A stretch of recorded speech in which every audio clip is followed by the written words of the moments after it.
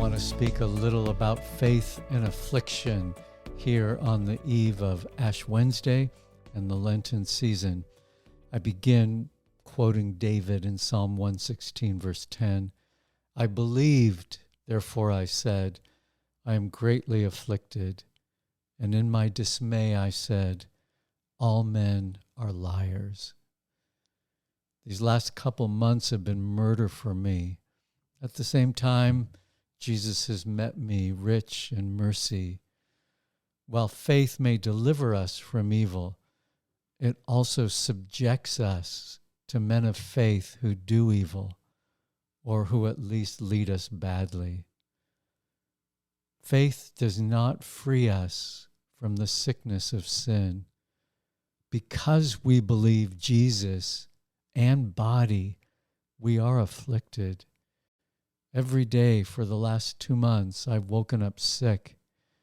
As I go throughout the day, I howl my lament to Jesus in tears and loud petitions. I do this in the car, not in the waiting room or the grocery line. I did have a mother. I am, however, undone by Pope Francis, leading us into immoral blessings and then slamming dissenters like me as hypocrites. Perhaps our good Pope could learn something from the expanding number of irregular couplings that IHOP founder, leader, hid from us. I'm referring to Mike Bickle. Now they're surfacing like carcinogenic sludge that burns the house that he built. I am seared by a man whose prophetic vision was never connected with 43 years of sexual and spiritual manipulations. I may never stop howling, Jesus, we're sorry. We're scandalizing your name, your house.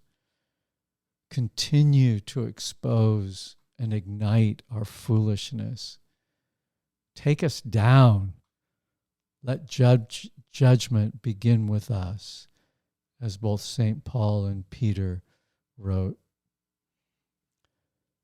Bickle, in a positive way, released an important prophetic stream into the church that now drives malattuned prophets who claim dreams and visions related to national politics in an election year. That tempts naive Christians to dodge political complexities with the help of quack prophets, who today all smell like Bickle to me. It makes me sick. I get sicker still. May all seers be silent before IHOP at half-mast. Read the room. Read the season. Shut up and pray. That's exactly where I am. Shut up and pray. I struggle to bear up under the weight of others' grievous leadership.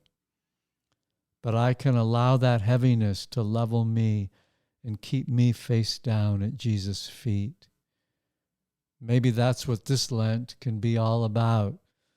40 days of uniting the affliction we bear for Christ's body with his affliction, his wounds, as St. Paul writes to the Colossians in chapter 1, verse 24 of that book. I recall Psalm 116 and that strange pairing of belief and affliction. It's simple.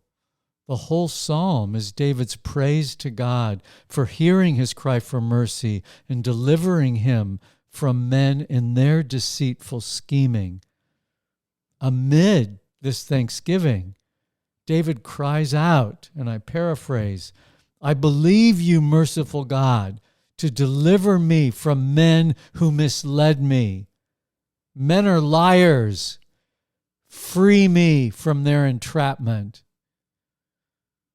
Would you join me in Desert Stream Ministries this Lent, starting Wednesday at our offices, right smack dab in the middle of IHOP IHOP land from 4 to 5:30 Central Standard Time as we seek divine mercy to free us from entrapment. We are brought low, but Jesus goes lower still to wash us at our most vulnerable. We are making a commitment to not harden our hearts towards his bride, but to allow every hardship to invite mercy to take us deeper into mercy whose depths we have not probed, so that we can release mercy to our fellows who don't have the privilege of our peers to pray with, which we at DSM have. I will take one or two verses every week from Zechariah 12, verse 10 through chapter 13, verse 6, and expound on it in accord with our trials. It's fitting that Zechariah, along with Haggai, were most responsible for provoking the rebuilding of the ruined temple in Jerusalem. They lived to tell of its completion. I'm going to quote simply the verses I'll be expounding. Please join us. I ask that you would. I will pour out on you a spirit of grace and supplication. We will look upon the one we have pierced and will mourn as one grieves for an only child. On that day, I'll open a fountain to cleanse you from sin and impurity. On that day, I'll banish the idols from the land. On that day, I'll remove both the prophets and the spirit of impurity from the land. On that day, every prophet will be ashamed of his prophetic vision. He will say, I am not a prophet. I am a farmer. When asked about the wounds on his body, he will answer, these wounds I was given at the house of my friends. Amen.